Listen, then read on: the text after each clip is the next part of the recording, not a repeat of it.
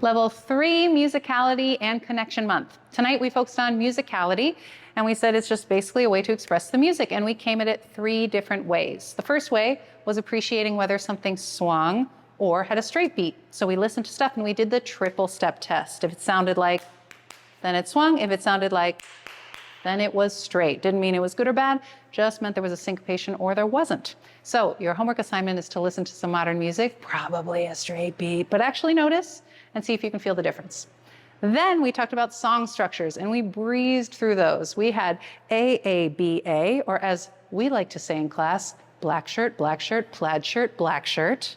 We had some excellent examples from people in the class. And then we did ABAC. I believe we had orange shirt, gray shirt, orange shirt, purple shirt for that one. And then we had our 12-bar blues. That was just Naomi standing up there alone. That was it. 12-bar blues was the cheaty one. We listened to that, we social danced, and we heard the difference with those. And basically, you don't need to know any of those while you're dancing to have a good dance with somebody, but it was really nice to have a roadmap and kind of know how things were going. Even if it was a song you'd never heard before, you could hear some similarities with songs you knew.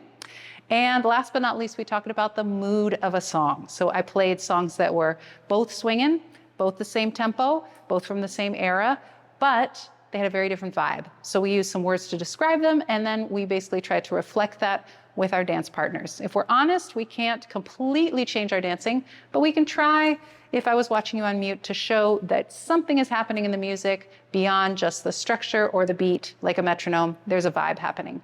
And that's how we expressed our musicality this week. And that was it.